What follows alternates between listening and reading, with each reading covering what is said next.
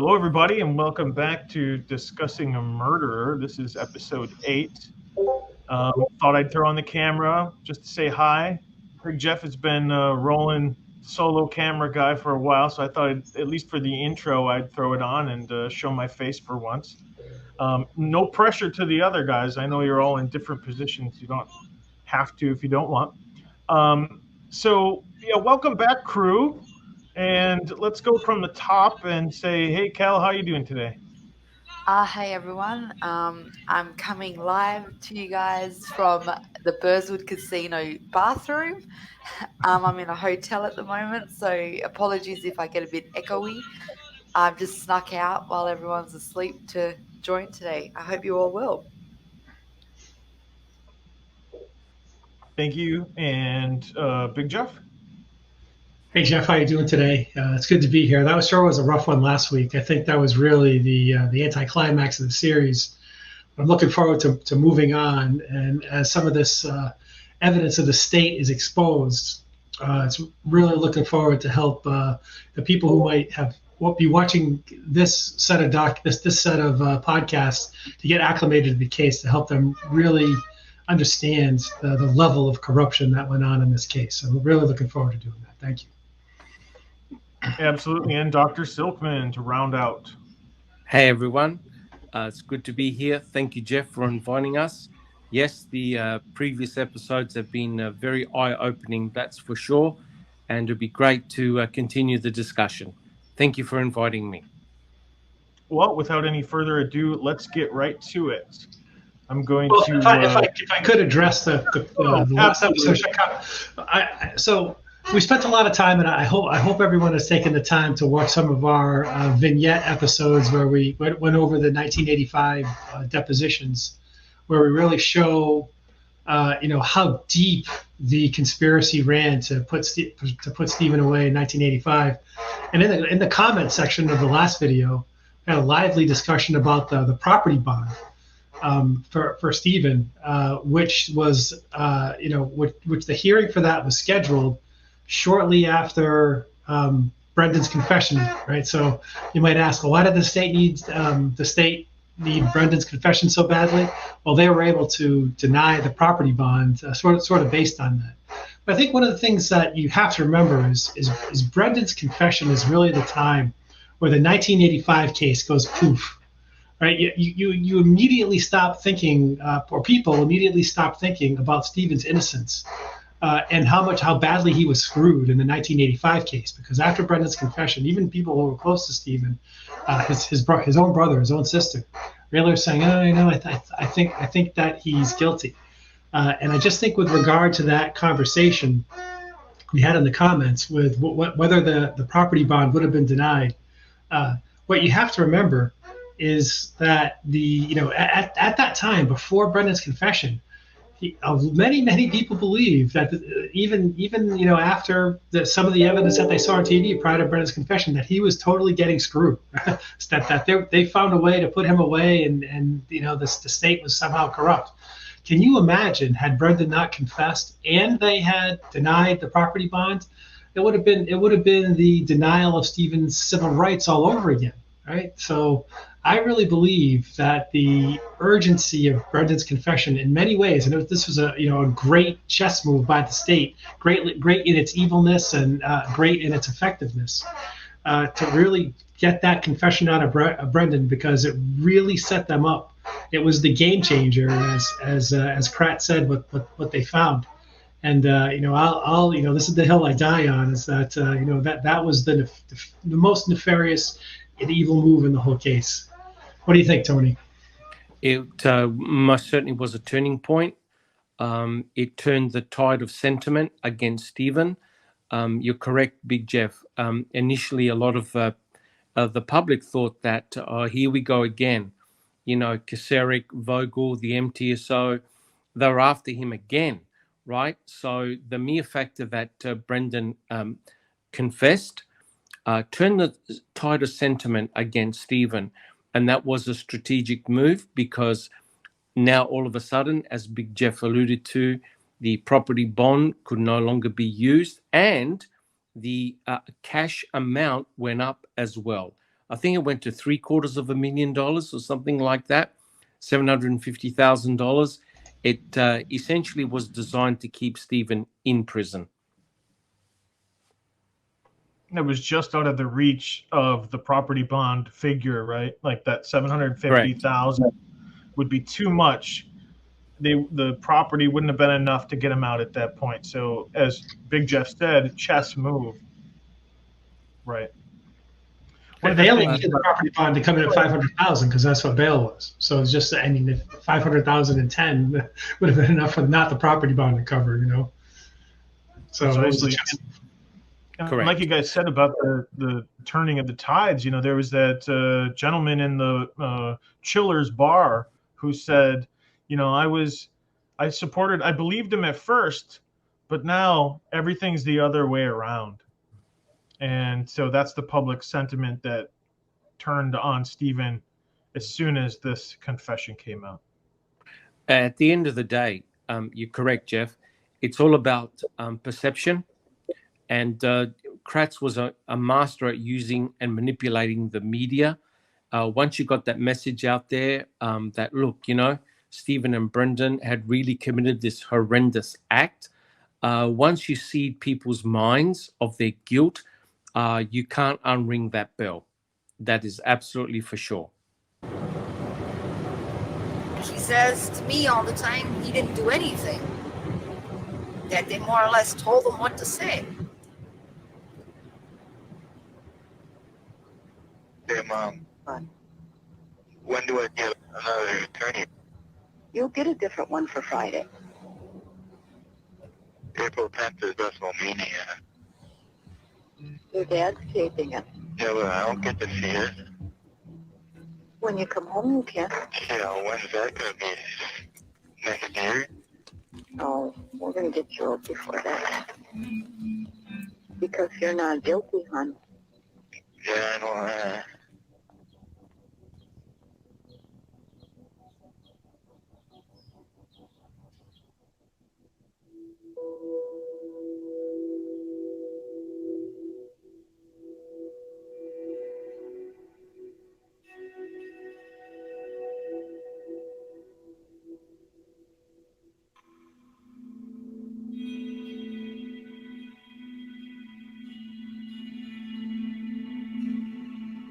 I feel sorry for him. He's only 16 years old. He's only a kid yet. They pressed him so much. He probably don't know which way to go. But it still makes me look bad, though. If I was out there and all of that was happening, I don't know what side would you want to believe. You know, there was nothing good coming out of this.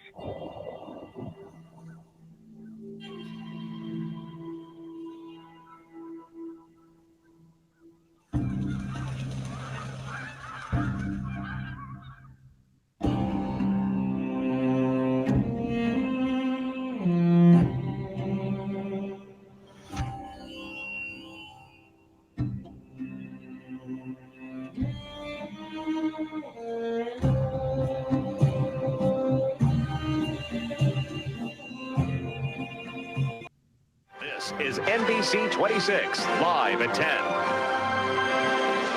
Developing story tonight, accused killer Brendan Dassey has a new attorney. Well, Dassey's new attorney is Len Kaczynski of Neenah. Kaczynski says he accepted the Dassey case knowing it would be his greatest professional challenge.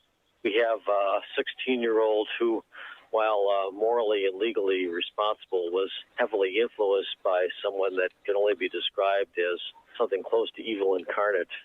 Kaczynski says he may be willing to approach prosecutors about a plea deal in this case, but if the case does go to trial, he'll ask for a jury from Western Wisconsin.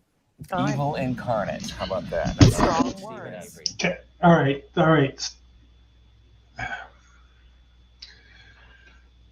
As his defense attorney, he is not supposed to go on TV and say my client is guilty unless his client has agreed that is the path forward with his adult client, right? He's being charged as an adult.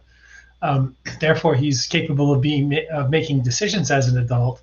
And just to go on TV and say, "Oh, he was influenced by evil incarnate," is basically saying that everything that the prosecution is saying is true, right?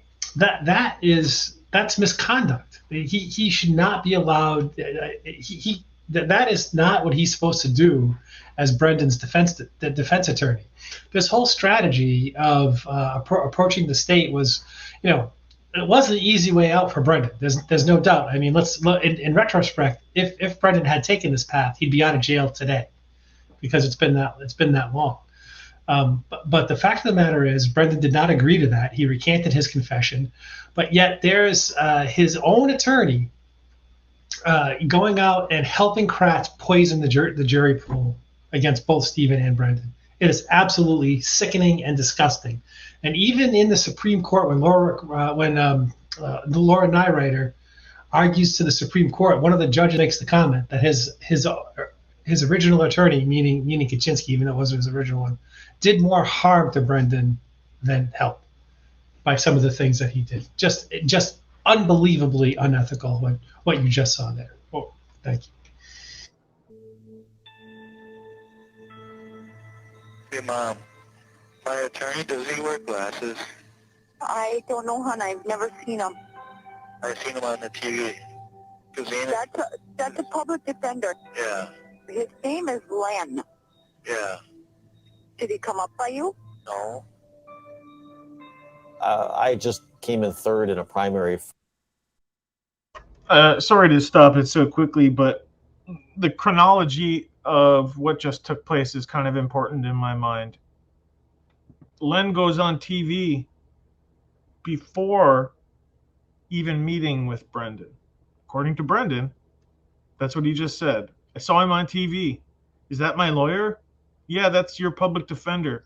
Did he come to visit you? No. It's ridiculous. It's absolutely ridiculous. He was more an agent of the state than he was an agent for the defense.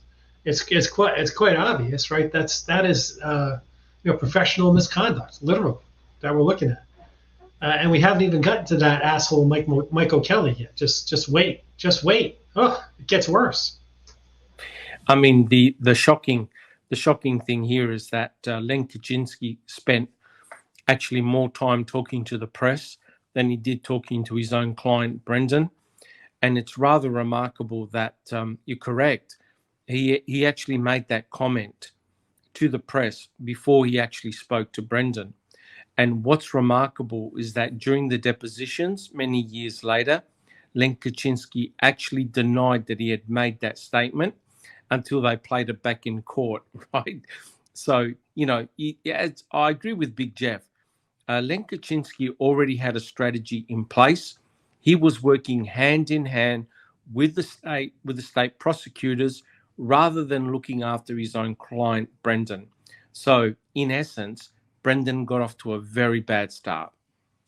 For circuit judge here in Winnebago County, it was kind of a bruising experience, as politics can be. And I got the call from the public defender's office about 10 days after the primary to represent Mr. Dassey. Of course, that had been all over the news. And Avery's case, of course, had been all over the news since about November. I saw Dassey as a young man in trouble that I think there could be a certain amount of sympathy for, someone who was influenced by a 43-year-old uncle into doing things he ordinarily would not do. Do you have anybody with him when he was questioned? Parents or otherwise? Not that I'm aware of, no. Is that common or? It's quite common for persons to be interrogated or questioned outside the presence of their parents, depending on what the situation is. I don't know. Is that common to be questioned outside the presence of a lawyer or a parent? And confess to murder? I don't think so. Pretty common. It's just commonplace. Come on. So let's talk about what type of person this guy is, right? So as of right now, he has just lost a primary to be a judge, and Wisconsin judges are elected. Eventually, he wins his desire to become a judge. But in pretty recent history, he was actually at least temporarily suspended from that position. Do you want to tell us why, Kelly? Sure, Meow. So, so I don't even know if I should say allegedly, because I'm pretty sure he was convicted. He's suspended for it. He was suspended for it. Yeah. Exactly. So he, she was like a court clerk or something in his office, and he was actually harassing her to the point that she would say that he would meow at her and send her repetitive emails and harassment and just make really strange advances at her and freaked her out to the point that she put her like a restraining order on him, a protective order of some sort, or a non-contact, but he kept breaching. I don't know what else to say, Meow. Like, well, it's amazing the number of sexual predators that we're looking at in the documentary, right? I mean, so we also know that Len isn't the only one with a problem, right? Our good buddy Ken Kratz also effectively lost his law license because he was basically trying to take advantage of domestic abuse victims.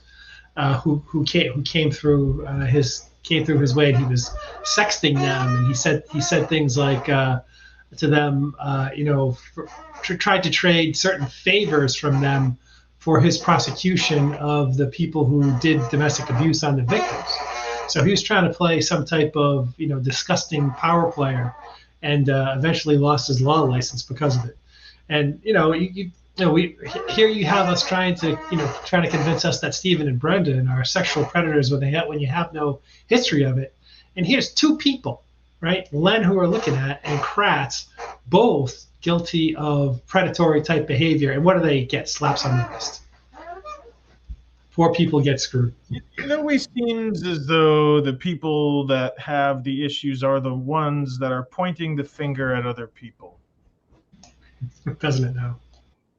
That's a great observation. How does the saying go? People in glass houses shouldn't throw stones.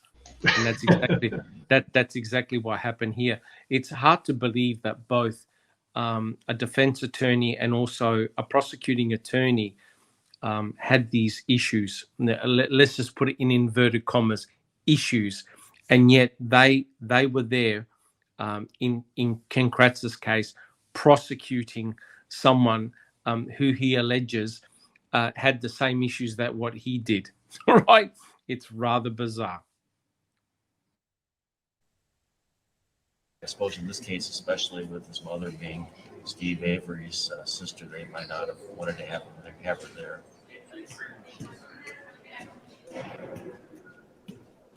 When the state arrested and charged Brendan Dassey, it turned some of Stephen's family against him. It removed a potential defense witness, and the state turned the public.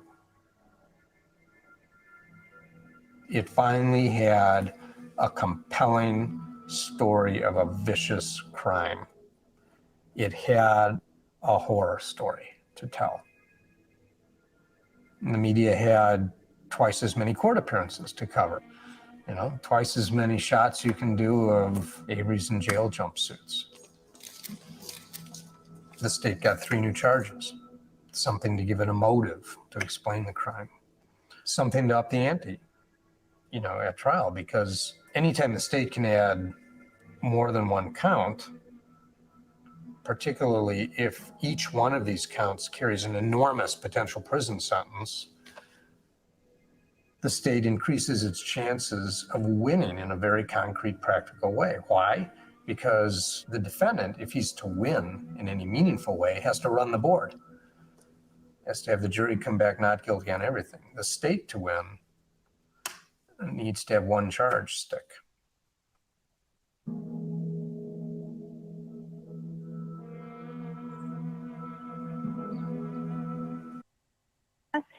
Hello? Hello, Stephen? Yeah? Hi. Thanks for calling. Mm-hmm. first of all, just start out by telling me how you're doing. I could do better if I was out of here. Yeah, I bet. You know. Well, you know, if we can just jump right in, and if you want to begin by telling me what you think of your nephew's confession. He was coerced to say it.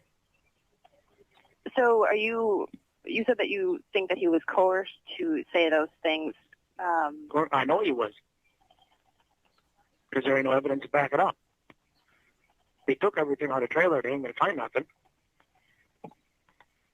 So do you place any blame on your nephew for making those statements? With the detectives, it don't take much for a young person to, coerce him to say that stuff. Would you describe him as smart? Brendan? Mm-hmm. Not really. Legal experts believe accused killer Stephen Avery may be sending a message to his nephew Brendan Dassey through the media. Avery spoke with the Associated Press in his first interview since Dassey's statement to police. Stephen Avery says his nephew, Brendan Dassey, isn't very smart and that Dassey was coerced into confessing. I think the meaning of the words "not very smart" is reference to possible consequences to Dassey if he testifies against Avery. Dassey's testimony would be critical if prosecutors hope to convict Stephen Avery of rape, kidnapping, and false imprisonment, acts that Brendan Dassey claims he witnessed with his own eyes. Before we go too far, they just said, they just took the words out of the AP reporter's mouth and pretended that Stephen said that. He did not say, not very smart, Brendan's not very smart. She asked him, is Brendan smart? And he said no. He didn't use the words that they're reporting on the TV. They're putting words into Stephen's mouth and then they're running with that. And these legal experts are weighing in on something that was twisted, and those weren't even his words. Yeah, what did Zellner call it? That he's a sort of a genius savant. So he's an idiot savant, genius. I forget what term Zellner used, but this is one that she forgot to bring up. That he is an expert at sending coded messages all of a sudden to people who might not even necessarily see them on TV. The idea that Stephen has the capacity to send Brendan this coded message. He doesn't. Stephen is also, a low IQ individual. I'm not trying to make fun of him for that, but he's not conniving in that way. If you listen to the jail calls, he very much lives in the moment. He makes one call to the next, and he'll start talking about in the subsequent call exactly what he's talking about to the last person he was on the phone with in the previous call. That AP call was actually a remarkable coherence out of Stephen, in my opinion. So just the fact that you're 100% correct that it was twisted, but just to even suggest that he has the capacity for some type of he's talking in code, and what he really means is you're not smart if you testify against me. That's absolutely ludicrous, and continues his professional misconduct by asserting that it's even appropriate for Brendan to testify against Stephen. Well, I mean, and on top of that, if you consider Brendan as the person you're sending messages to, do you think he's going to get it? Do you think Brendan's going to watch that report and go, "Oh"? It's on its face. It's absolutely ridiculous, exactly. But it's just another element.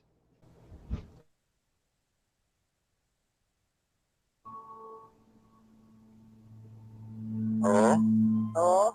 Yeah? Yeah? You watch the news? About what? About you? Says team's attorney seeks to throw out confession. What's that mean? He wants to throw out the statement that they made you say or whatever. Yeah. They said that my statements were inconsistent. What does inconsistent mean? I don't know exactly. Maybe they're false or something? I don't know. Well, that's what I'm thinking. And that right there, that's what I was talking about in one of the previous episodes, is as much as I agree that it would have been more of an advantage to have Barb with him in any interview, I don't think she quite understood the legality of anything in terms of like the law either. Some simple things is hard for these guys. That's no disrespect to any of their like who they are as a people. I'm just saying, when you've got someone asking their mum what does inconsistent mean and neither of them know, it just shows that it wouldn't have gone as like, how can you understand even the basics of things? So when it comes to the law at that face value. So, you know, hearing that just melts your heart, because you've got this kid in here who clearly has no idea. He just is oblivious to what is actually happening. He just knows he's in jail. It's such a tragedy. It just makes me sick. Well, it also demonstrates how absolutely unfair it is for someone like him to try to level a defense when the people around him can't even explain to him in general terms what's going on, right? His support system can't help him in the way that it would need to be. It's just tragedy upon tragedy. I agree. So do you like this attorney? I don't know much. Yeah, I know. Just like, well, his favorite animal is the same as mine. What's that? A cat. Yeah. Well, pretty soon you'll have 2 cats. 2 cats. Mm-hmm. Whiskers and feathers. Oh, yeah. I got them for you.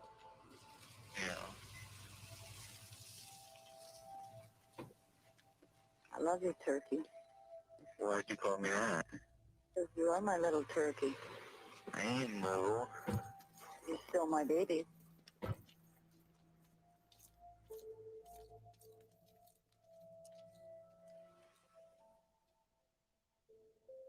This case, unlike Steve Avery's case, is going to rely almost entirely on the confession. The only other evidence they probably would need to get a conviction is just some of the surrounding circumstances about the death of Teresa Hallbach. So if the confession is ruled to be admissible, we would have to take a close look at any possible plea bargaining with the state. The defendant, Brendan Dassey, was, at the time of the police interviews, a student at Michigan High School enrolled in mostly regular classes, but also in some special education classes. Testing had disclosed an IQ level in the low average to borderline range. There is no evidence that he suffered from any emotional disorder which made him unusually susceptible or vulnerable to police pressures. Nothing on the videotape visually depicts Brendan Dassey as being frightened or intimidated by the questions of either investigator. On occasion, the interviewers purported to know details which in fact were not true. The court finds that this tactic of misleading Brendan Dassey was neither improper nor coercive because it did not interfere with Brendan Dassey's power to make rational choices. In short, the statements made by Brendan Dassey to investigators Wiegert and Fassbender were voluntary statements. The defendant's motion to suppress these statements is denied. All right, here we go.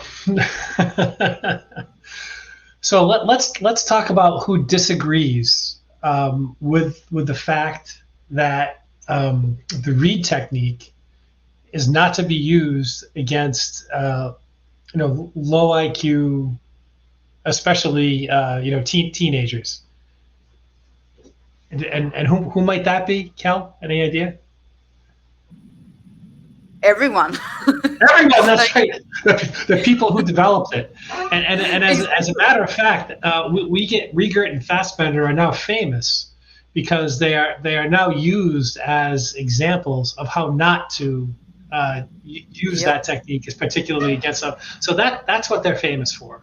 So Judge Fox, got bad news for you. You got it completely wrong, and we played Brendan's November 6th interview in the last, and we heard that under very little pressure, right? Very, very little pressure, O'Neill managed to get Brendan to say that they had to step out of the driveway to let Teresa Hallbach's car drive out. He saw her leave the property, because he will say anything to get people out of his face.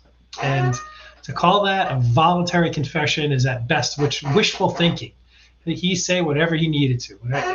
He just kept on guessing. And you know who agrees with that? Judge Wood. Judge Wood is on the fifth, I think the Fifth Circuit Court of Appeals. She was one of the people that voted that the confession was coerced. She made a list and said, it's very obvious to me that the police said things well before Brendan well before Brendan even thought of them. And most of the things he said, and she made a table, were introduced by the police well before they were uttered by Brendan. So it's not just the truthers. There's some pretty hefty evidence and groups of people who are professionals that completely agree that this is just completely bogus, including a Court of Appeals judge.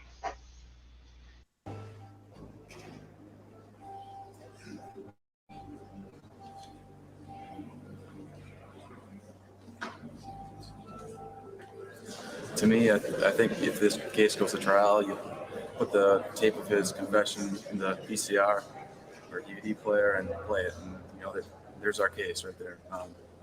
So, yeah, it's a big victory today for us. Have you seen the confession, Frank? I haven't. It's pretty telling right there, isn't it? We're getting a little choppy here, but he's so sure that this confession, he's like, that's all we need. We have his confession. Have you seen the confession? No. Amazing. Especially the last part where he says suppose he says something different. Right? It's the immediate recanting. They couldn't get in there fast enough.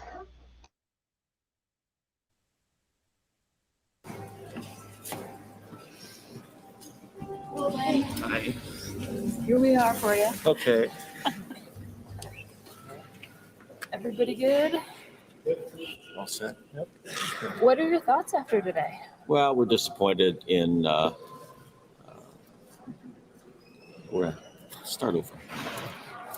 We're disappointed in Judge Fox's ruling. I guess we'll take a case the way the facts come in, and Brendan and I will be discussing the various options we've got in this case sometime next week. But are you anticipating having Brendan testify against Stephen Avery? It's always a possibility that he might. Anytime you've got a situation like this, I guess that's a decision Brendan and I have to talk over next week. If there was a plea agreement made, Brendan certainly would be required to testify truthfully against Steve Avery. So we want to look at all the options before making any final decision. This is an extremely important decision that a 16-year-old is going to have to make. I can give him advice, but ultimately it's his decision. Poisoning the jury pool.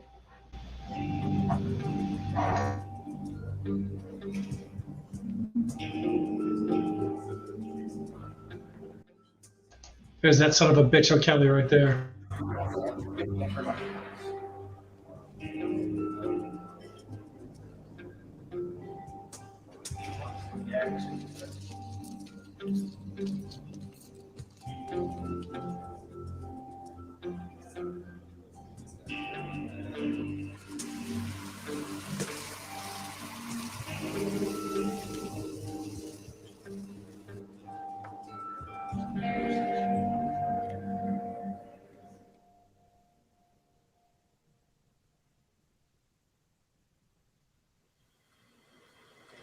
There's two things I don't know. Are you sorry for what you did? And you promise not to do it again. I know everything else in the end that I need to know about this case, except for those two things.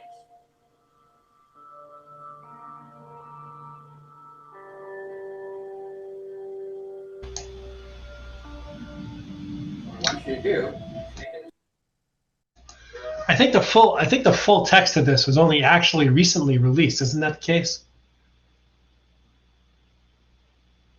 We had some partial. I'm not sure, but I'm pretty sure that the whole thing is out now. I don't know if it was just recently released, but I'm pretty sure it's O-Dog released it, the full entire interview, and honestly, I've watched half of it, and I just can't do anymore. It's unwatchable. It really is. And it starts off with that wasn't the actual beginning that we just saw. It starts off by O'Kelly asking Brendan what happened, and he basically says what he says in November 6th. It's basically, I did nothing. I went home and played video games. And O'Kelly says to him, if that's your story, I can't help you. And he starts the same, Wiegert and Fassbender thing all over again. That, if you want help, if you want me to get you out of jail, you're going to need to tell me essentially a different story than that. So, he proceeds to lure Brendan down this Primrose path, gets him to draw pictures. Draws her chained to the bed, even though they never found anything on the bed. Draws her in the fire pit. Draws her in the fire, right? But does he draw her dismembered in the fire, even though she had to have been cut up, right? We know her remains were cut up. Does he draw her dismembered? No, does not. So what O'Kelly is doing now is almost as bad professional misconduct as what Kaczynski did. And when O'Kelly testifies in Brendan's appeals to the higher courts, he says he's not sorry about what he did. That the Avery family tree only has one branch and it needs to be pruned. That's the person that you're dealing with that you can't see on the right hand side of the camera. A complete scumbag who has it in for the Averys, who has a different mission in mind than his own client right now. That's what type of asshole son of a bitch you're dealing with. You're absolutely right. And I just want to say the first time that I ever watched this, things are moving kind of quickly. I don't really know who the players are at that point. But the first time I saw this, I thought that he was a law enforcement officer. I didn't realize that this guy was supposed to be working for Brendan. He's hired by his lawyer. And if you didn't know that, you would think he was interrogating Brendan. Absolutely insane. Absolutely correct, because they have one thing in mind, which is the easy way out for them, which is to essentially further coerce Brendan to pleading guilty and testifying against Stephen, and that will actually help Len's political career, because he will have essentially helped the process of bringing Stephen Avery to justice.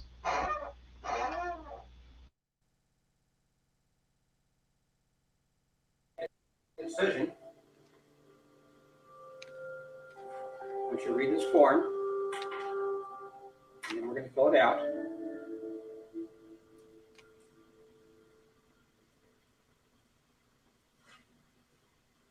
Are you sorry?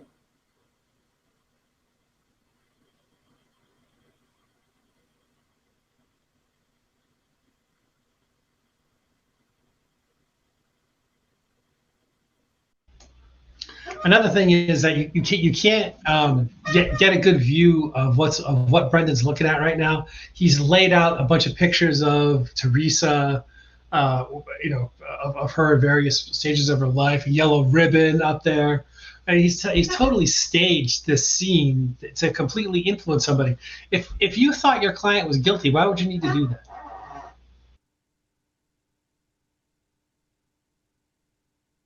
If you're not, look at me. If you're not sorry, I can't help you.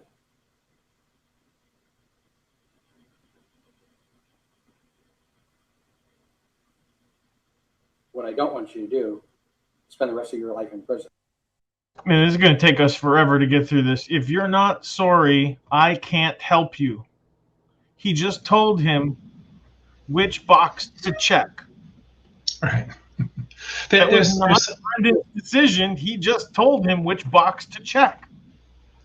There's kind of a logical construct called a false dichotomy. And a false dichotomy is a situation where you frame a situation where you try and only posit that there's only two choices, right? Who shot her in the head, right? When he's talking about clearly, Fassbender is creating, or Weaker is creating a false dichotomy by wanting Brendan to answer, I did it or Stephen did it, knowing damn well he's not going to say he did it. He says, Stephen, that's a false dichotomy, because Brendan could say, well, nobody did it, right? But really, Brendan is really susceptible to these kind of things. And this, are you sorry? Are you sorry you did it, or are you not sorry you did it? Is the same kind of false dichotomy situation, because it's another choice. I didn't do it, right? He said, and he kind of says that, but O'Kelly's going to keep on marching down this path. President, can you look at me? Do you want to spend the rest of your life in prison? Okay. You did a very bad thing. Yeah, but I was only there for the fire, though. Brendan, you haven't told me the truth yet. And what I don't want you to do right now is tell me any more lies.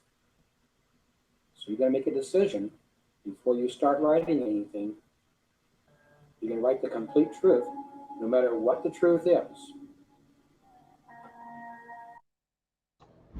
No matter what the truth is? As long as it's the one I want you to say. He's been through this game once, right? Yep.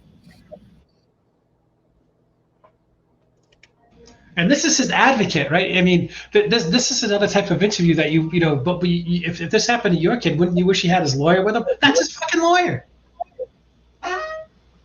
That's his lawyer saying. His lawyer's agent. An agent of his lawyer, right? Which technically, wouldn't you think that his lawyer would want him, wouldn't Len be present during this? Wouldn't that make more sense? But no, Len is off meowing somewhere else. At his National Guard duty, as I recall. But well, if he's at National Guard duty, that's the first time I ever heard that. I'm sure you're right. But then you schedule it for a time that you're not on National Guard duty. This was agreed. This was agreed to because this was Len's strategy. Len's strategy is to get him to confess, to get him to write down the confession, to testify against Stephen. Brendan will only get 10 or 12 years because he wasn't really that involved, and he was induced by the evilest person of all time. And Len's political career will gain, right? Because Len will have contributed to the justice that was coming to Stephen, right? That was really the game that Len was playing. This was fully what O'Kelly's doing right now. Len Kaczynski was fully on board. It would not have mattered if he was there or not. He would have been behind Brendan, hitting him with a phone book over the head or the rubber hose, whatever they do in the old movies, to get Brendan to do something. For me, the important part was Brendan saying, "Yeah, but I was only there for the fire." I mean, he's telling the lawyer, "Yeah, but why am I admitting to this if I was only there for the fire?" And his response is, "Now I can't help you if you don't tell the truth." What's a kid supposed to do? Want to spend the rest of life in jail? And he's just prodding. No. Yeah, right. Yeah. Then do what I say. If and then what ends up happening anyway? Spends the rest of his life in jail. The rest of his life in jail, right? So it's just like, how can these people live with themselves? This kid doesn't have a freaking chance right now. It's just as we're watching a crime, and it's disgusting.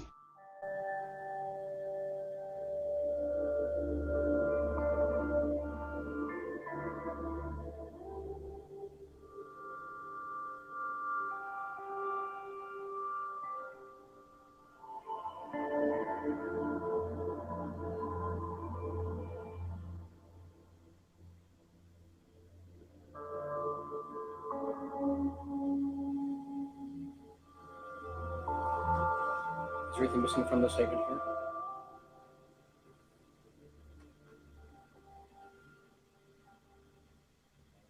Is Teresa in that statement? No. Then it's missing. Is there anything missing from your statement, Brendan? No. Teresa Hallbach's not it. What isn't? No. Come on. How can any judge not have thrown out Brendan's conviction after seeing this? And that's why his conviction was thrown out. Not to skip too far ahead, but this is ridiculous. This is really hard to watch. It is.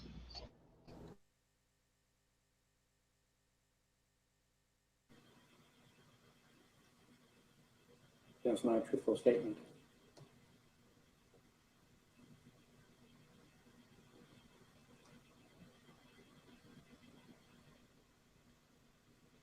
Would you do this again? Why not? Right, yes or no? Yes or no question, false dichotomy.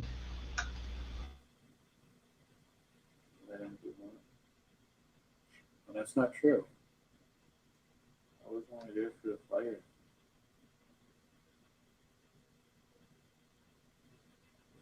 I wish that was true.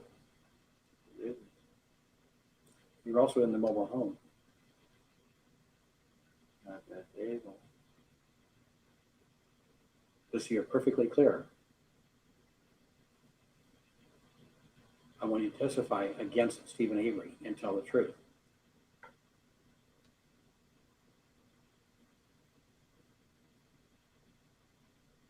And this is how I can help you. But I can't help you with those words that you wrote down. Those words, I can't help you at all.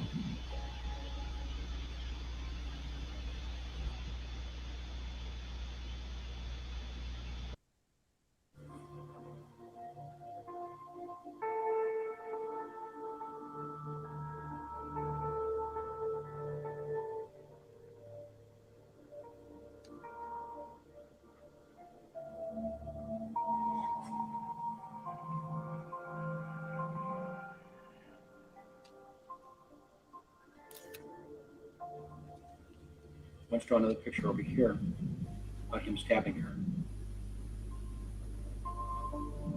Let's draw a picture down here of you having sex with her there. Okay, once you do this, I'm going to draw a picture of the bed and how she was tied down. But draw a big size so we can see it. I can help you. This is what you do for me. Spend the rest of your life in jail? Do what I tell you.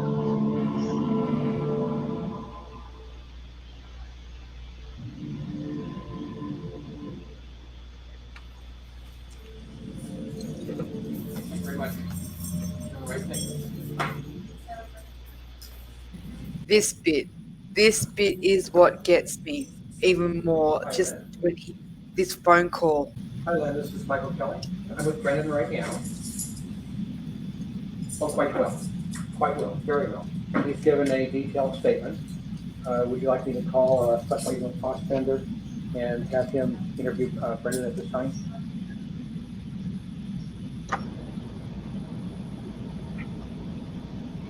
He just handed them over on a silver platter. He couldn't wait. Brendan is not even shackled yet. He's not even handcuffed yet. And Guy is on the phone. He's on the phone saying, "Why don't you call the detectives? We got what we need."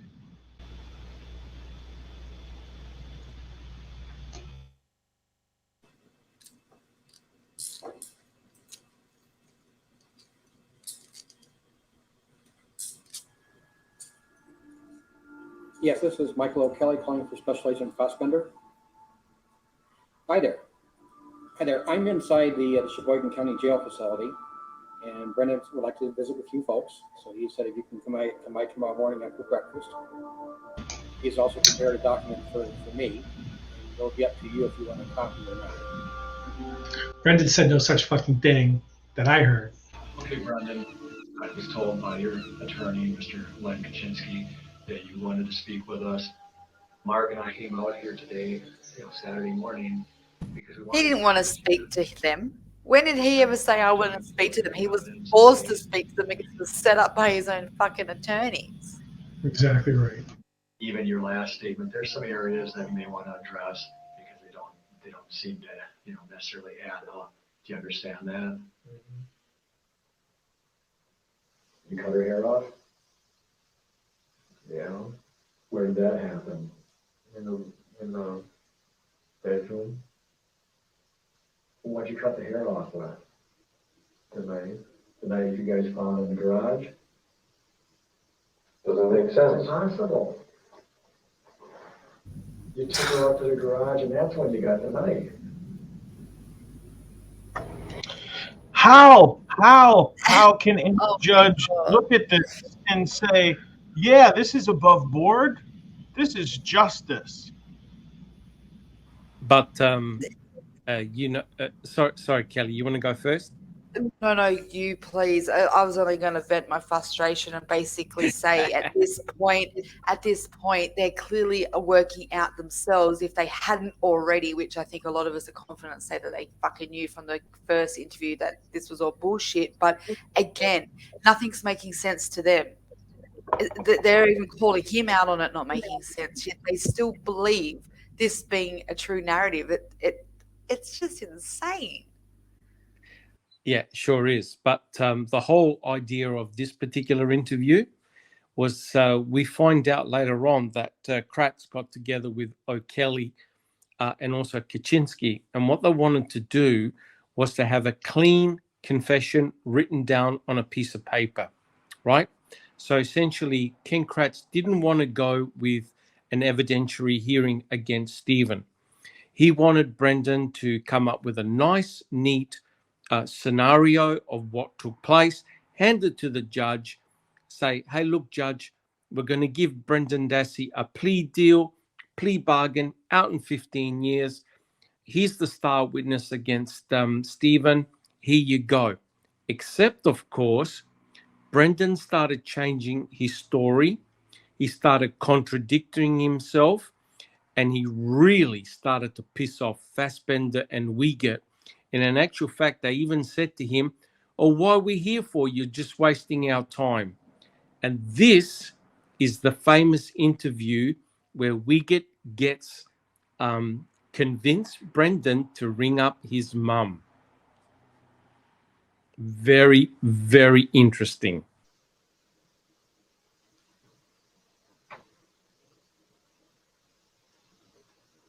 Explain how that can be.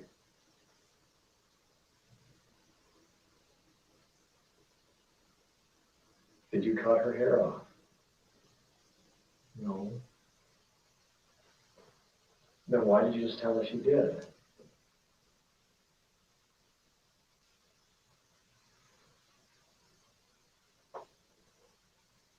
Brendan. Oh. Why did you ask us to come here? So you could lie to us? What do you think your mom would say if she knew you were sitting here lying to me? You think she'd be okay with that? When I walk out this door right now and I go call your mom and tell her that you've been lying to me, what do you think she's going to say? The funny thing is, I have a good idea what Barb would say. She'd tell him to go fuck off. Well, yeah, after this point, after being exposed to these two quote unquote investigators, she would probably tell him, you don't need to say anything to them. You already made a statement. Yeah, but you're right. But isn't it disgraceful how a Wiegert resorts to the lowest common denominator? What's your mum gonna say? He wouldn't have come out with shit like that had an attorney been a proper attorney, been sitting next to Brendan Dassey. And it goes to show that unfortunately you just do not talk to the police or the investigators unless you have an attorney present, because they're not your friends. They're out to arrest you. It's as simple as that. Art mentioned talking to your mom about this and being truthful with her now, okay? If you're truly sorry, you'll tell your mother the truth about this, okay? Are you gonna do that? Yeah. When are you gonna do that? Tonight. Probably be a good idea before we tell her.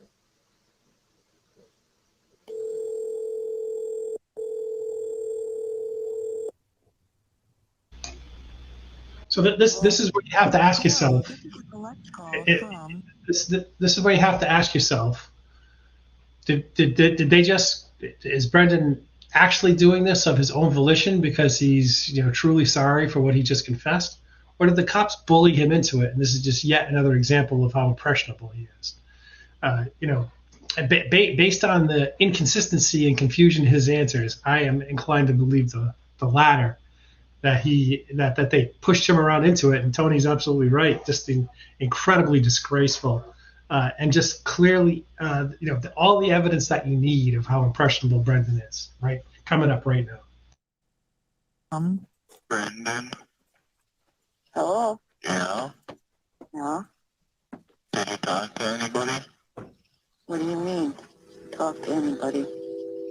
Because, Mark and, Fassbender are gonna talk to you. About what? Well,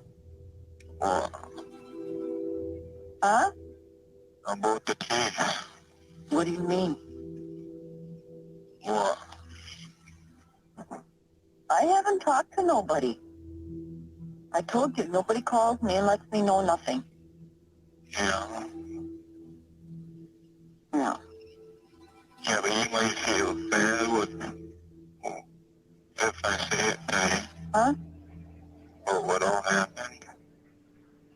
Huh? Or what all happened. What all happened? What are you talking about? Or what me and Steven did that day. So Steven did do it. Yeah. Oh, he makes me so sick. I don't even know how I'm gonna do it in court though. What do you mean? I ain't gonna face him. Face who? Steven. You know what, Brendan? What? He did it. You do what you gotta do. So in those statements, you did all that to her too? Some of it. What about when I got home at 5? You were here. Yeah. Yeah. When did you go over there? Well, I went over there earlier and then came home before you did. Why didn't you say something to me then? I don't know, I was too scared. You wouldn't have had to been scared because I would have called 911 and you wouldn't have been going back over there. Maybe she would have been alive yet.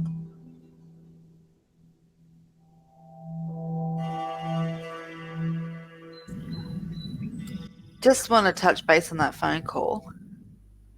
So when you hear it the way you hear it, it is an odd call. It does almost sound like he's admitting to some of it. What some of it is, to me, is he went over possibly for a fire and helped clean up. I think, in my opinion, I'm wondering whether Stephen isn't even sure whether I'm wondering whether Brendan isn't even sure if Stephen had done it. I think Brendan at this stage might have been even convinced by the law enforcement that Stephen did it and used him without him even kind of realizing, and just added what he knew that they needed. Also, when you hear Barb speaking about how, why didn't you just tell me? I could have called 911. That sounds like a woman that clearly has no fucking idea of what happened and transpired. So when people are thinking that she's now covering up, or there's all this big, conspiracy about Barb, this is as raw as you got it. She didn't know that this was ever going to be released. And we hear her straight up saying, if I would have known, I would have helped. I would have intervened and called 911. What the hell? So I know a lot of people think that she might have come into information after the fact, like she might have throughout the years have learnt stuff and now is covering it. But for me, that's a stretch, but that's not somewhere I'm going to go with right now because we're covering this part of man. But I just wanted to highlight that a lot of guilters hold on to this phone call. They hold on to it because for them, it's Brendan without the influence of Fassbender and Wiegert sitting beside him and getting him to talk. But like Dr. Silkman has said, they pushed this phone call to happen. So essentially, they were there in spirit, just not in body, because they had already planted what they needed him to do. Yeah, right. Brendan knows at this point it's moving forward. These documents that he wrote are going to move forward. She's going to find out about it. So that's what he's talking about, maybe not the actual crime that there's no physical evidence to tie him to. Yeah, if I could just add a couple of comments here. This is where the guilters, they wet themselves with excitement, saying, oh, well, yeah, there you go. Brendan confessed. Yep. Stephen and Brendan did this horrible thing. The problem is this, right? You've got a kid who is very impressionable. And the way I sort this out is the mere factor that I believe Brendan got convinced by Fassbender and Wiegert that Stephen had in actual fact killed Teresa Halbach, right?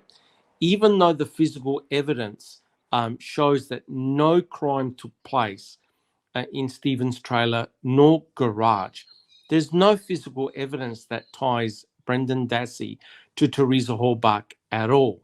But I believe in his moment of weakness, and it is a moment of weakness. Imagine phoning up your mum and talking to your mum after, being coerced and coming up with all these accusations and agreeing with them. I believe that Brendan got convinced that Stephen had committed this crime. But what Brendan couldn't work out was, well, yeah, I did some of it. Correct. That some of it was going over and helping his uncle pick up a few things out of the yard and put them in the fire and burn them, and also clean up the garage because they were working on vehicles, right? Now, it's amazing because if you remember, Fassbender even convinced Brendan that transmission fluid that was on the garage floor now suddenly turned to blood, right? So that they are manipulating Brendan to come up with any type of story that fits their scenario.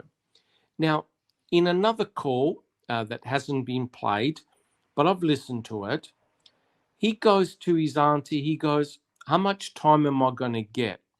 For what, Brendan? For helping Stephen clean the garage floor. So in other words, he thought he was going to spend time in prison for cleaning the garage floor of the motor fluid. That's how vulnerable he was. Now let's think about it. Len Kaczynski got fired, got removed as Brendan's attorney because he did not appear sitting next to Brendan during this interrogation session. Therefore, why was parts of that phone call played in court that's fruit from the poison tree, right? You can't utilize that type of phone call, so-called evidence, if the attorney got thrown out because he wasn't sitting next to Brendan, right? It makes no sense. Yeah, I work it out, Dr. Silkwood, very close to the way that you work it out. The way that I work it out is that Brendan just went through a 3.5 hour ordeal. And before that, right before that, the day before that, he went through however long he was with O'Kelly for. And the narrative that's implanted in his mind is you're going with this story or you're going to jail the rest of your life. So you better sing this song to your mother. Wiegert tells him that. Doesn't tell him why he needs to do that. Just says this quackorama story that he better do it before they do it for some reason. I don't know what that reason is, but he believes it. And he's like, okay, well, they're telling me I better tell this story to my mother, or else I'm going to jail. Before they do, or else correct. Start singing the song, I'm going to jail for the rest of my life. So That's very correct. very similar to what you said. But that's just the way I work it out too. That's correct. And every time O'Kelly was speaking to him, he says, "I can't help you, Brendan, until you confess." You know, and he even said to him, "Do you want to spend the rest of your life in jail?" Right? So they were coming up with this type of a deal, plea deal, where if Brendan testified against his uncle, he would spend 15 years in prison. They wouldn't have to go for a court using evidentiary evidence because you've got a statement from the star witness, but you can clearly see that Brendan started to recant his confession. It just ended up being a total shit show for everybody. You know, in Brendan's mind, some of it, as you know, as Big Jeff pointed out, Brendan may certainly believe that Stephen Avery did it at this point, that his uncle did it. And what he's thinking is that he inadvertently helped with the cleanup and the burning. Well, I did throw logs on the fire, I did clean up, and I did help him do that. So that's part of it. That's some of it. And like it's been, you know, just to recap what you guys said, that's what some of it means. That's what he wasn't admitting to raping and murdering Teresa Halbach in this phone call. That's 100% correct. And that's why he said some of it, because now he's thinking in his mind, oh my God, I helped my uncle clean up the garage. I helped my uncle burn a few items. So does that mean that when I went home, he somehow got Teresa out of somewhere and then burnt her, cremated her? So in effect, he felt guilt that, oh my God, yes, I did go over. Yes, I did certain things with my uncle. But the reality is, forensically, nothing ties him to the victim, Teresa Halbach, right? The investigators knew that, but the investigators could not let Brendan go because Brendan admitted being there.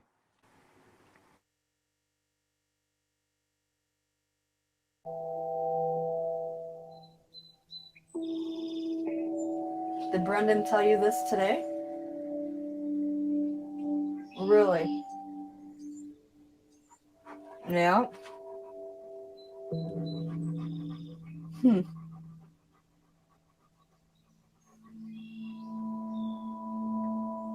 Well, give me a call tomorrow. Okay. All right. You hang in there. Stephen just buried her son. Those were her words, Barbara's words.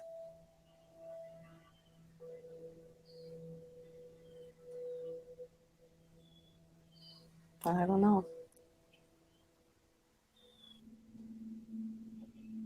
Tell her they're innocent and she don't believe me. No matter what I can say. She did before, and now the cops did this again. Now she don't believe them again. I don't think, to be honest with you, I don't think the boy's got a prayer in hell. Really.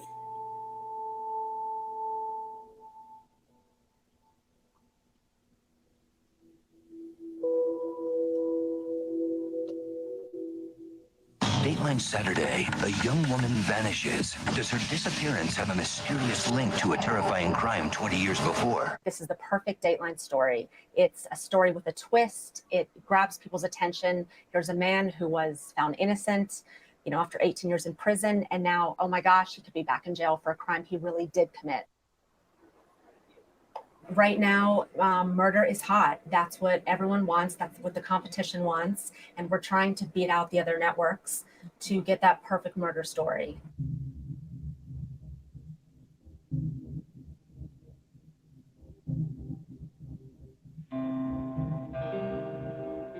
They can't go a couple of days without putting my name on the TV. How are you going to fair trial?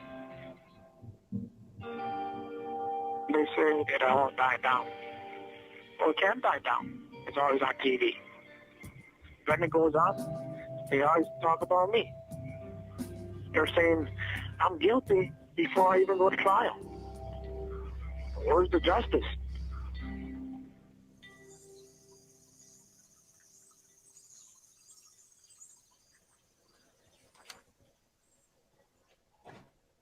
I'm looking at the phone bill from October 31st. I called Stephen at 5:36. Supposedly when all this murder or whatever was supposedly happening. And we talked for 15 minutes. And the conversation was normal. He didn't sound rushed or like he was doing anything. And if he was in the middle of doing something, we went to talk for 15 minutes.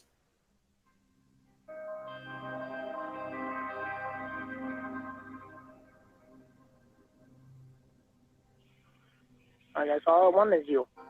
And I'll wait. You fucking better. I will. And I called back at 8:57. Everything was normal then, too. He was getting ready. I think he was in bed. And if he was hiding something, or if he would have done something, I could hear it in his voice. And that was all fine. Until I see you on your knee. Well, I might have to ask you right at home here. I told you, I don't care as long as it's romantic. Romantic? Put rose petals on the bed in the bathtub. Romantic. Romantic. Dinner. Romantic. Can't have a glass of wine, so it'll have to be soda. Kitty cocktail. Oh. Well, I love you. I just want to... I got your pictures all over today. Wanna? Yeah. Don't forget to kiss him. I'm going to touch base on what Big Jeff usually says to me. As a woman, do I think Jody would be able to tell if there was something up with Stephen's voice on the phone? Absolutely. Us women have intuition. We have this instinct of us that we know things are off. I listen to those phone calls and his demeanor appears calm.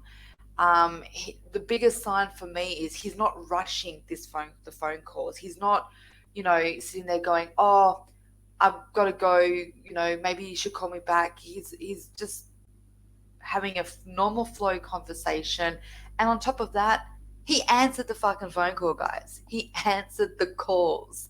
Like, I know people have said out there, guilters, that he answered the call because he wanted to establish a time, like a timeline and an alibi, because he's that calculated, he had thought of it in advance. But come on, you can only fake it for so long before the cracks show. You'd hear it, and so would she. Her instinct would have said, it appears that both of them were actually quite maybe jealous of each other is maybe a fair statement to say. And I think that if she thought that there was something up with him, she would have called him out on it going, "Who's there? What are you doing?" And that's just because us women, we overthink. And don't you dare laugh, Big Jeff. I can see that smile.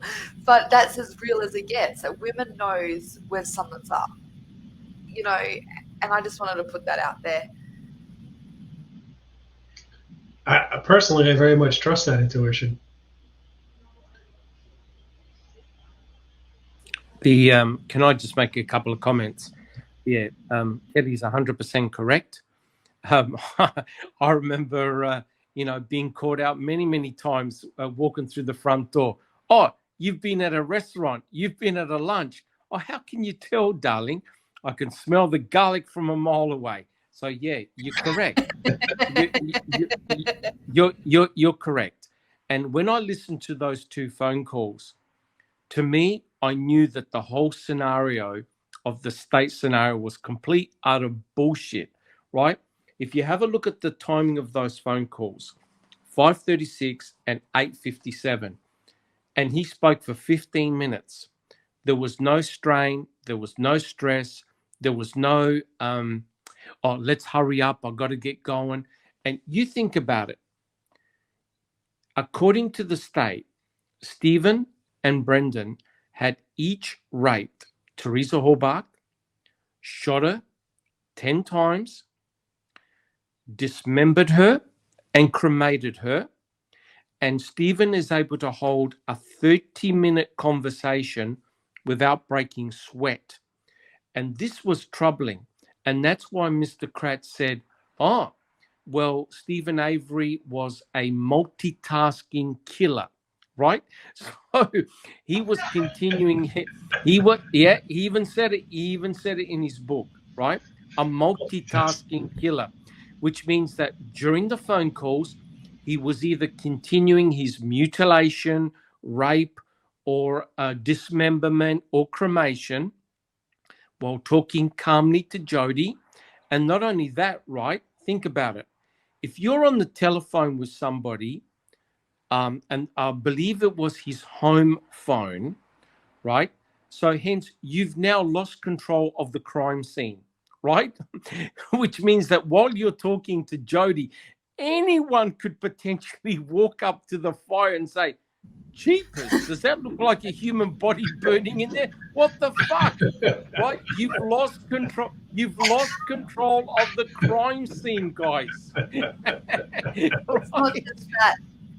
Dr. Silkman, you hit on a good point there, because in that last phone call that she speaks of at the 8:57, you hear him say around 9:00 something, there she goes again.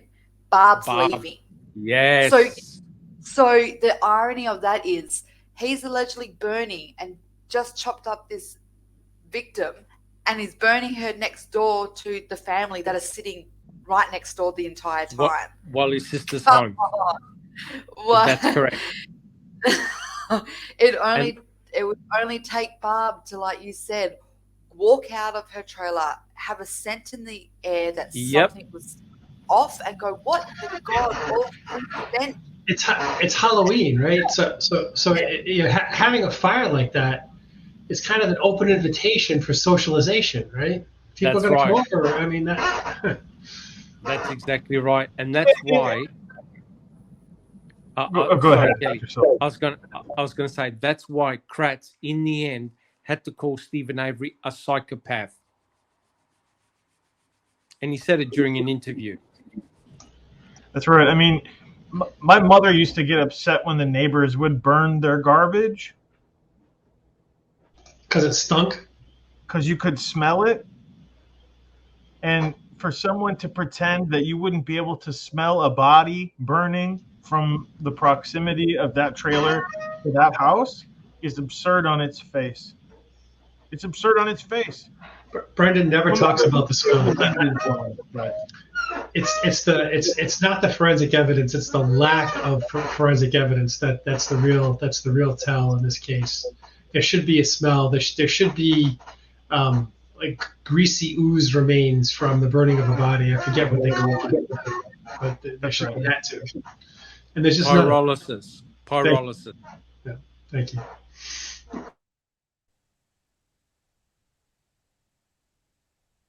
Just some feel them. Your turn. Yeah, and so. Dream of me. Yeah, I do. That day when that woman come to take those pictures, we all knew it. Everybody knew. Stevie says, I got to be home at a certain time. He's got that gal's coming to take a picture of the car. You telling me a man's going to tell somebody something like that and then kill her? I don't think so. And this is the point. The other point that I was going to make, and it kind of slipped my mind, is that, Big Jeff, you had said to me he had 3 days to clean up. They said 5. It was actually 3. But those 3 days, it's not like you go, the cops won't be here till Thursday, so I got 3 days to clean up. Absolutely not. If you don't know when she's going to be reported missing. She could be reported missing that night or the next morning, and they're hot on your trail within 12 hours. They're going through your house within 14 hours. He doesn't know he has 3 days. Well, he would have to. My point is, he would have to be going as fast as he could, not taking leisurely phone calls, not taking his time, right? Huffing and puffing.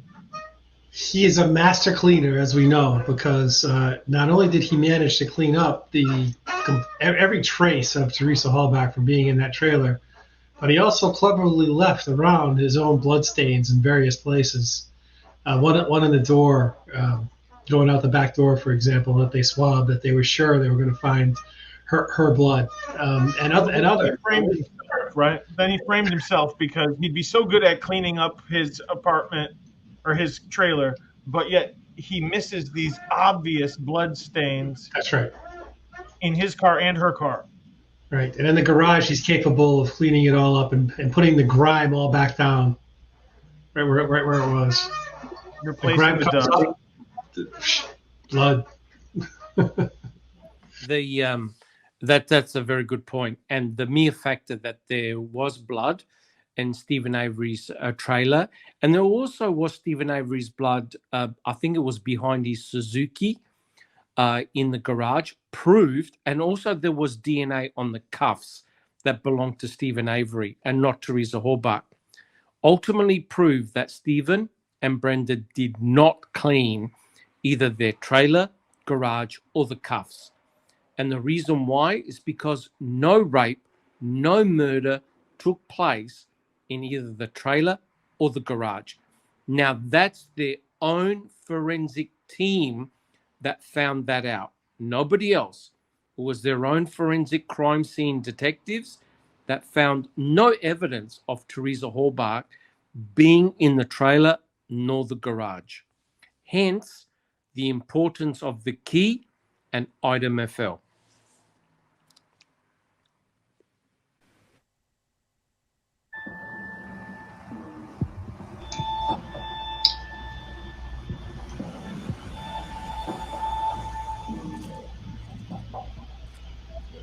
I've been in law enforcement of one type and in one position or another for the last 40 years.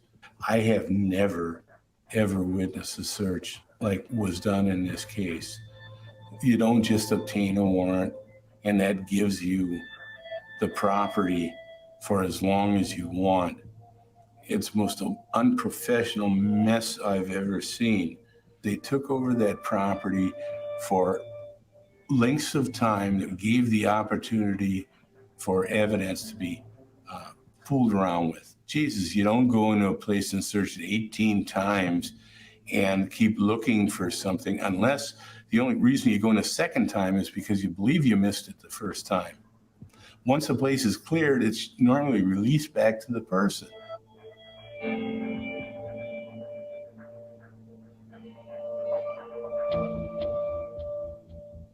The key.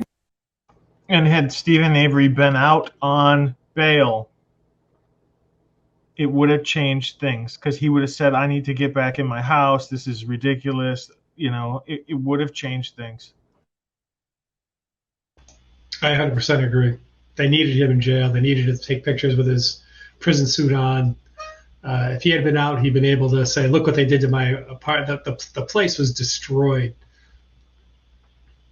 Notice in this picture that we're looking at, and recall Colburn's testimony, that he shook this cabinet I was rather rough with it, if memory serves correctly.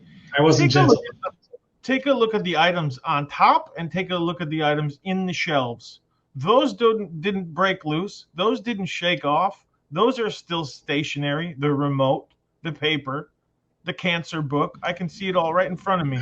They stayed perfectly still. The only thing that fell out was the key. I rest my case. There's some coins to the right of the remote control too, if I'm not mistaken. Every time I look at this picture, all I can think of is if only that lion statue could talk. Could you imagine? Case solved. The lion speaks. Well, we have a bloody key coming from the the cupboard, or what would you call it, the desktop from Narnia. Why not have a speaking fucking lion? We have aliens in the case, for God's sake. Come on. I shook everything loose. But before we took the picture, I made sure to put everything back how it was before I took the picture. What a load.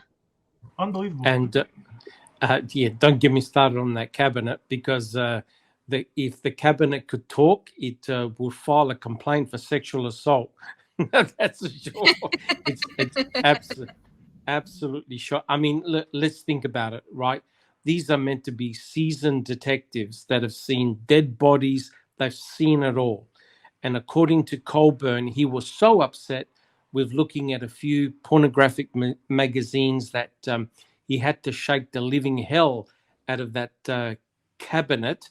In fact, he shook it so hard that he broke the back of it, and all of a sudden the key had come out of that cabinet and just landed on the ground. And when Lenk came back in, he said, "Oh, look, a key." And everyone was so shocked and surprised. I mean, come on, guys. That remote control must have been glued down. Yeah, but you've made a really important point. The importance of getting Stephen and his family off the Avery salvage yard, right? Because it allowed the investigators to manufacture a crime scene, right? Now, remember, they didn't have Brendan's confession at this stage. Brendan wasn't part of the equation. They had no idea about a rape or where the murder actually took place. Because remember, they didn't find those cremains just yet. So hence, you have to manufacture a crime scene. That's exactly what they did with the key. They couldn't find Teresa. So what's the next best thing? You put an item belonging to Teresa, belonging to the victim, in the bedroom of your suspect. That's exactly right. Without that key, at that stage, they had only got the RAV on the salvage yard. There was no connection to just Stephen. If there was no key, the RAV was open for everyone on that salvage yard that day. Everyone. They couldn't, because there's no connection of one thing that does that link, and that's what they were looking for, a link. And then, again, when we spoke about the blood, Dr. Silkman, we keep bringing it up, the key is significant because they knew they were going to put the key in that room. So therefore, the blood had to put that hand there. It had to have another connection to it. You now have a RAV. You then have the key, and now you have blood around where the key would have been in the RAV. There's your link. Bang, bang, bang.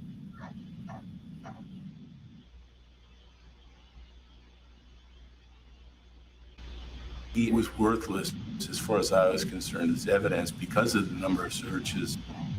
Now, this is a key that was used by her for several years, and they took the key and meticulously scrubbed it for DNA. And that was, at first glance, a good thing.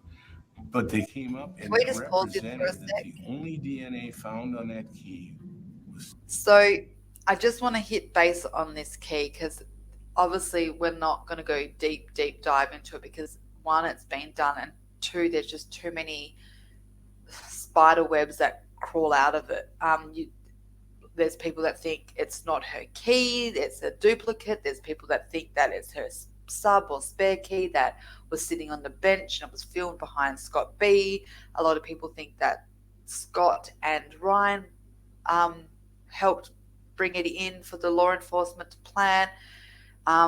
Then we have this. We have the situation that this gentleman's saying she used that key for years. Well, we actually have a statement from Kelly Pitson.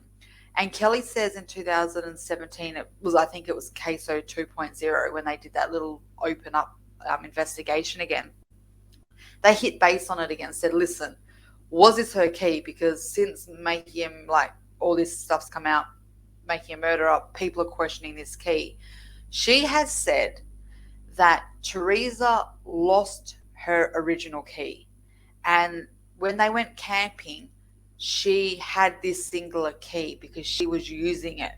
But then she makes the claim, or it comes up, that she had made a fob thing for it out of a tape. So she wouldn't lose it because she had lost her original key to the RAV. So in fairness, instead of just jumping to all these other possibilities and all these other theories, we have someone, unless you think she was directly involved in any kind of planting or whatever, there's no reason for her to lie. So this woman, this friend of hers, Kelly, could have just solved the key issue. This key was her spare. She's not saying it's her original. but she's saying that it was what she was using at the time because she had lost her other keys when they went on this road trip or they went on a camping. It was something to do with camping. And it could be that simple. It's no need for any more conspiracies or theories. Of course you can, because we just don't know. But this girl, unless you think she was involved, she's pretty much has helped us kind of narrow it down. It was her key. She was using it actively at the time because she had lost her other ones. So I just wanted to touch base on that. Just a couple of things. I think it was Tom Pierce that photographed Teresa Halbach in front of her RAV4. And now, I'm not sure of the exact date of that photograph, but if you have a look at her hand, there appears to be more than one key, right? Not just a car key, but an additional key. The problem is, Teresa Halbach obviously needed a key to get inside her property. She also needed a key to get inside her work. Now, to my understanding, those keys have never been found, right? So to me, that looks like a spare key for her RAV4, but where are her other keys, right? So if that was her key that she had used, now, Cherie Culhane used that key and placed it in the door lock, and it turned the door lock. She also put it into the ignition, and it turned over the ignition. So there's no doubt that that key is for the RAV4, Teresa's RAV4. There's no doubt about that. But what is highly suspicious is that the owner of the key doesn't leave any of her DNA, skin, hair, fiber, fingerprints, nothing on that key at all. The only genomic DNA that's produced or found on that key belongs to Stephen Avery, right? Which is rather remarkable because Culhane looked at the key visually and did not see any presence of blood. So here's the kicker.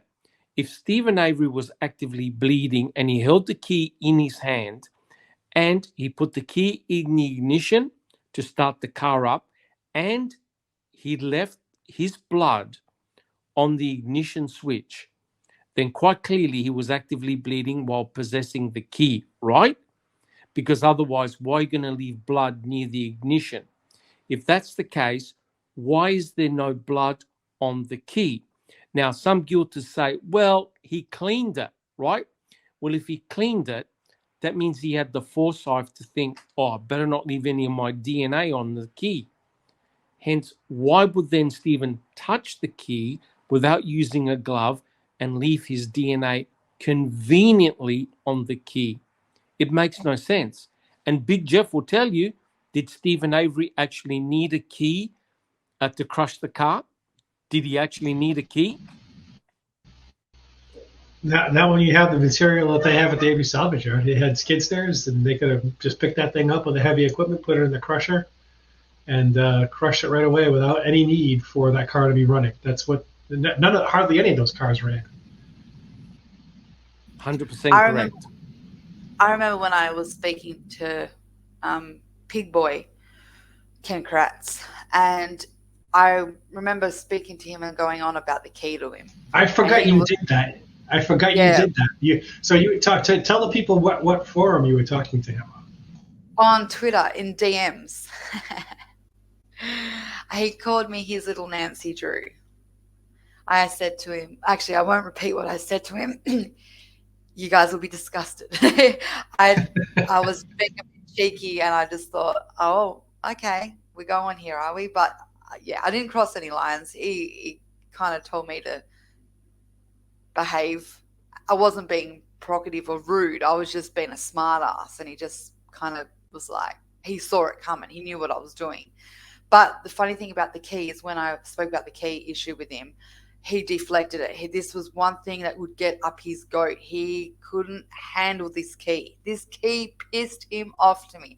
And at the end, the only thing he could keep coming back to me was, but do you know what Making a Murderer didn't tell you? They didn't tell you that we found the other part of the fob in the RAV. they didn't tell you that. I was like, and what does that mean? Like, how does that change anything? And he's like, because Stephen left it behind. And I was like, dude, you're deflecting. This makes absolutely no sense. Whether there was a foblet, like the other part of the, you guys call it a fob. Am I right with that? Like the thing around your neck? That's called a lanyard. Oh, yeah, that one. Like this. Yeah, that one. That's the thing. Apologies. And but it hooks in, so it got like a clip. Yes. Right, that allows you to detach it, yeah. Yeah. So he kept going on about that the other half was found in the RAV. And then he kind of alluded to the point that he believed that Stephen's intention was to go back, but he ran out of time. It got hot on his case, and he said, and he skipped to Crivets, but his plan was always to come back. That's why he kept the key, because he was trying to find an opportunity to get it off the property. But apparently it didn't happen. He was basically moving it around on the property in between these days. Whatever. Why didn't he do it Tuesday night? What was stopping him from doing it Tuesday night?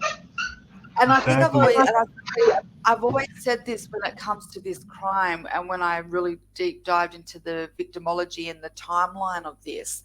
When I did the timeline of the crime, when I always think to myself, every time I get to the 31st, you kind of see how it all falls into play. Then you get to the 1st and 2nd, there's nothing, because she wasn't even reported missing. Those days are nothing in the case. We just know that there's reports of possible vehicle RAV being seen at turnarounds. There's other eyewitnesses coming forward saying, she might have been spotted taking pictures of cows. We've got all these different kind of things coming through on the first, well, not even on the 1st and 2nd, because she wasn't reported missing, but it's like the dead days. There's nothing. And I remember always speaking to Investigator T about this, and he said, in the mind of a killer or a mind of anyone that's committed a crime, you always make your moves when the heat isn't on you. And that's why typically when in his sexual crime, and when he's dealt with like child abductions and rapes and murders, he says when someone gets taken and the motive is of sexual intent, you'll find if murder is going to be their conclusion, it happens very quickly. You have a window period between 4 hours, 3 to 4 hours usually, especially a child, they get killed. That's because they are eliminating the timeline. They want to eliminate exposure to that person and a crime scene. So when me and him used to discuss this, he always said to me, your dates of the most important is your 1st and your 2nd. Of course, the 31st, but the 1st and the 2nd, the killer or killers were using that timeline to move.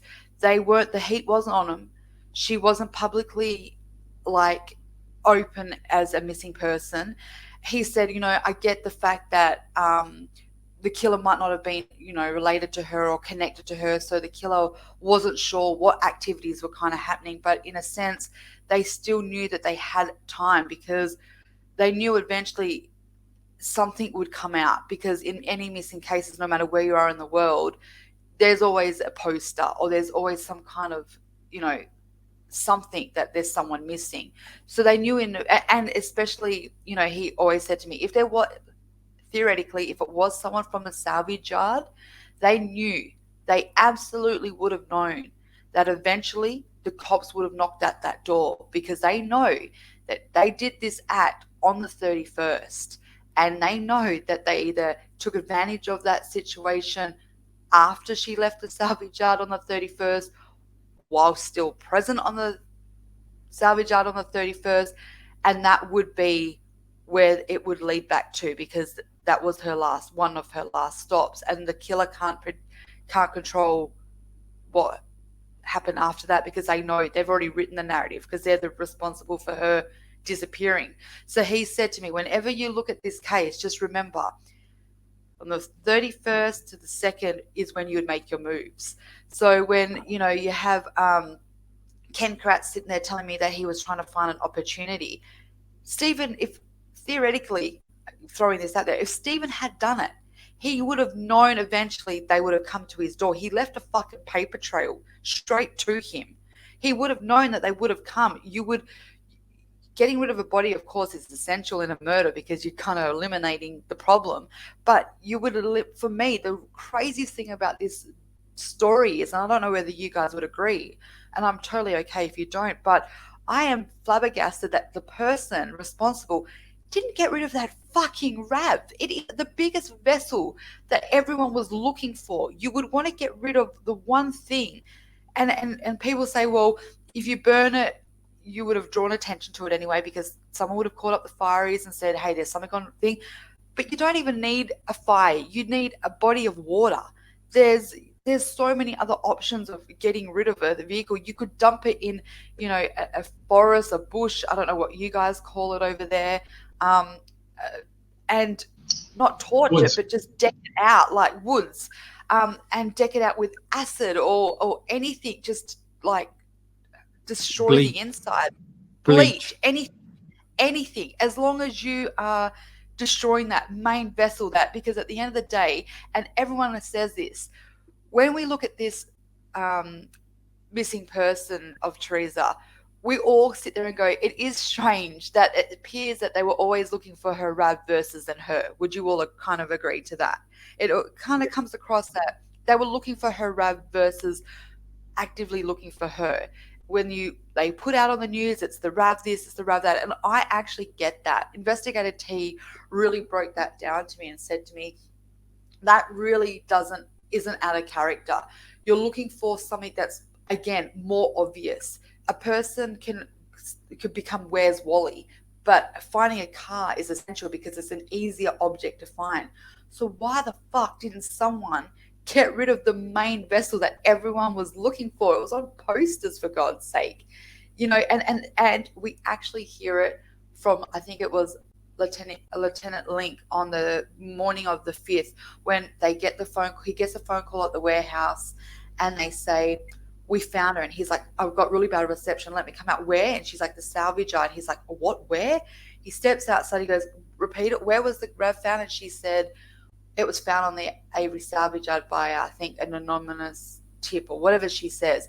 Then he says, well, if the RAV's there, she'll be there. Because, again, that's what Investigator T says. You're looking for that connection to Teresa. In her victimology, the last place she was that day was doing her job. She was out on the road. So that's what you would look for, is her RAV. So why the hell didn't someone destroy her RAV? Again, a little bit off topic to where we started with the whole Ken and that, but I just wanted to touch base on that if Ken is really believing that Stephen was just trying to find an opportunity to get rid of that RAV, he had the time. He absolutely had time, because he knew that they hadn't rocked up at his doorstep yet if he had done it. So he knew from the 1st to the 2nd, he could have moved it. So, Ken, if you ever listen to this, fuck off. Well, yeah, I mean, we agree with those sentiments. But think about this, right? As a parallel.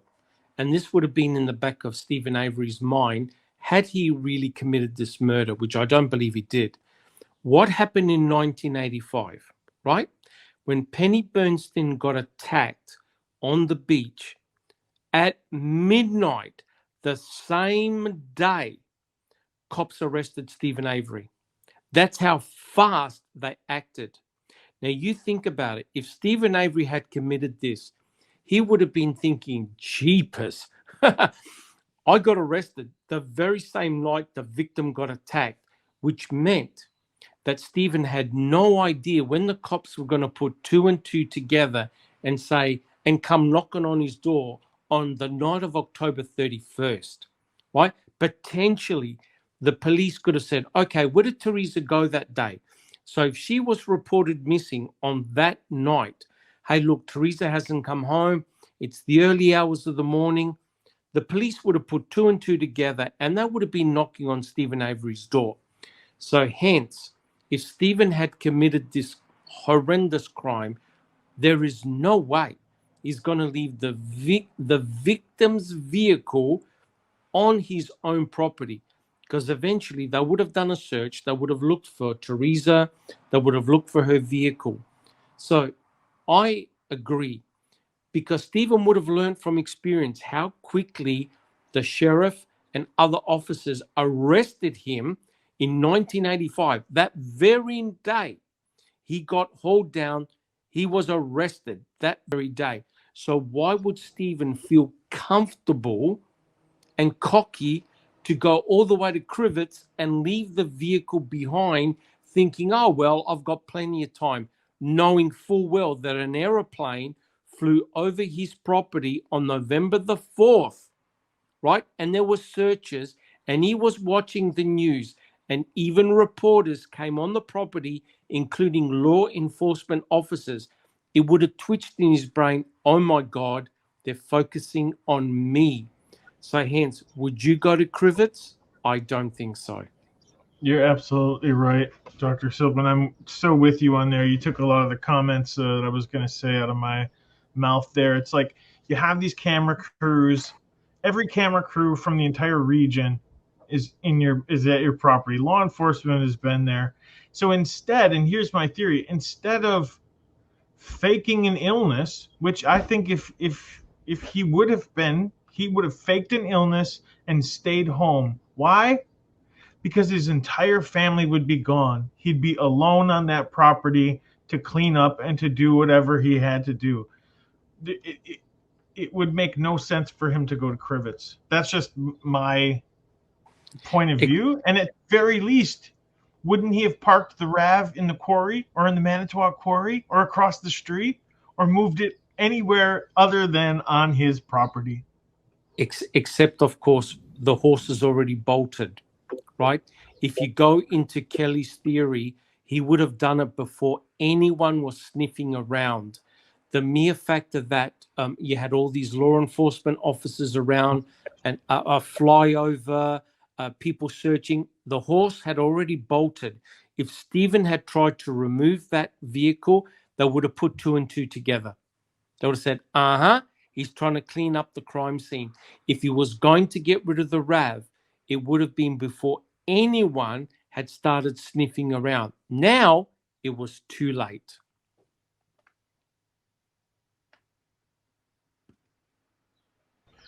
Okay, so we're more than halfway on this episode, so it's a good time to kind of wrap up for today. If you guys had any comments that you wanted to, Kel, do you want to start? Do you want to go first? The wrap up. Well, comments? I feel bad doing that because this is Big Jeff's thing. So let Big Jeff You don't go want to break first. tradition, then maybe we shouldn't break tradition, you know.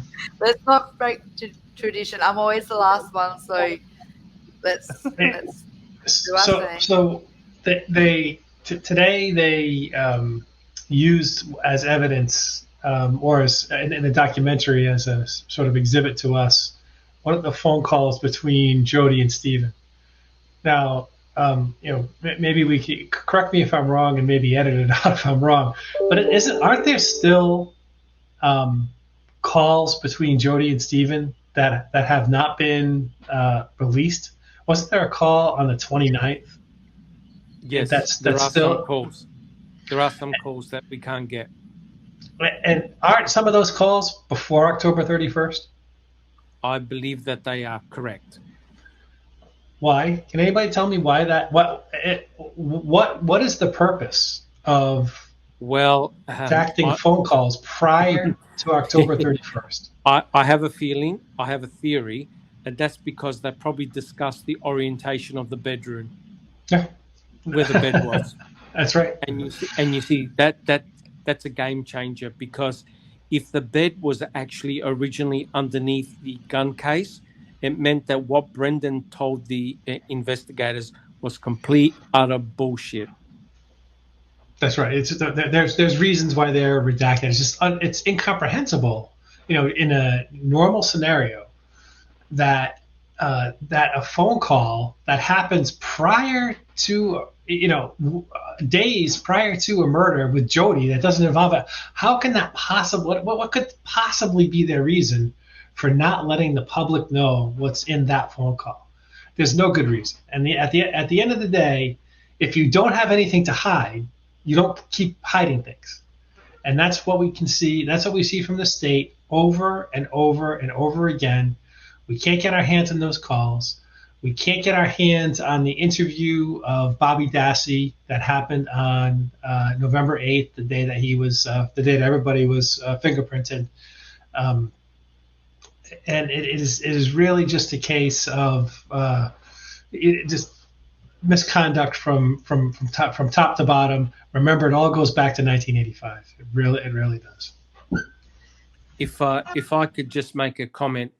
Because unfortunately I have to get going. This was a really interesting episode. And the important thing is, if you're the state and you gather evidence and you gather coerced confessions, you can navigate the narrative to any way you want it.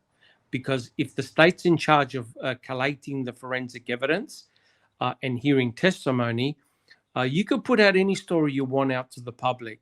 And once you do that, it's almost impossible to change people's minds. And in this case, it was used devastatingly. And have a look at the phone call that Brendan did to Barb. Oh, we did some of it.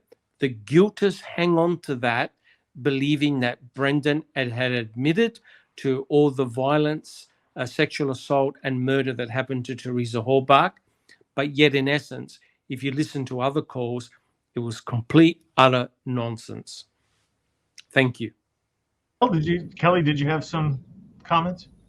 I don't really have any.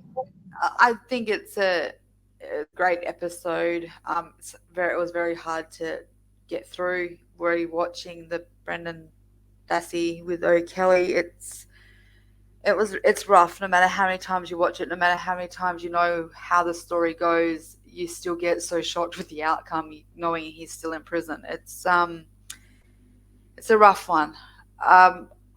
Besides that, I don't really have anything to weigh in. I think it's good that as we're going along, we're kind of adding things to it, breaking it down. Maybe we get, like for me, example, I got a little bit sidetracked with the Ken Kratz, but that's part of the journey. That's part of the Making a Murderer journey and where Stephen is now. All these things in between. Ken did play a big part in the community after these shows. He went Twitter mad for a while and he gave us some beauties. He gave us some really interesting Twitter comments that, what a fucking idiot. Like Ryan Hilligus was right there,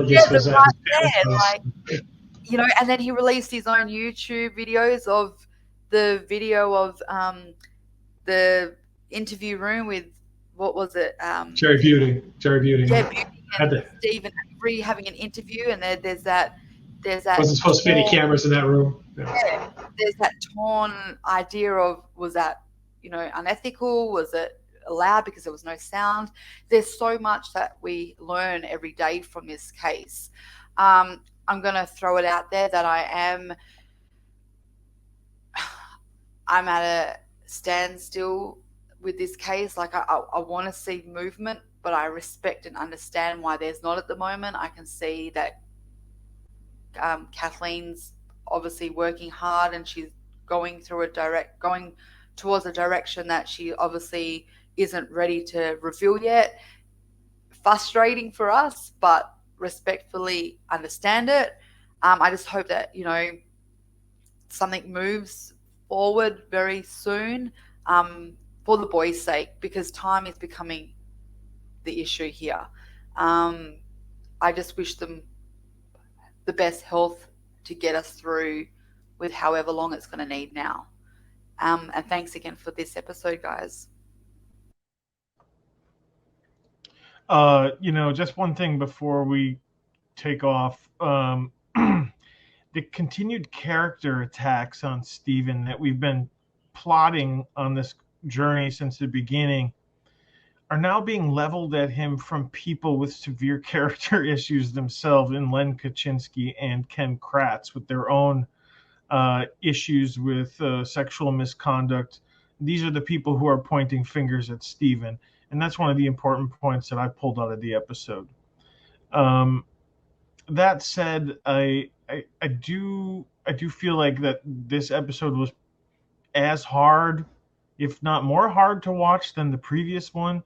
And just to reiterate what you guys have said about watching Brendan, I don't know if it's considered torture or what it is, but what they did to him is borderline child abuse. What they did to him is borderline torture. You know, by you tell the truth and then that truth isn't good enough and you continue and continue. That's the part that stuck out to me. So for everybody on the panel, I just want to say thanks again for coming, and thanks everybody out there for listening. Like and subscribe and keep the comments going. I've really been appreciating that the last few weeks. And this has been Discussing a Murderer.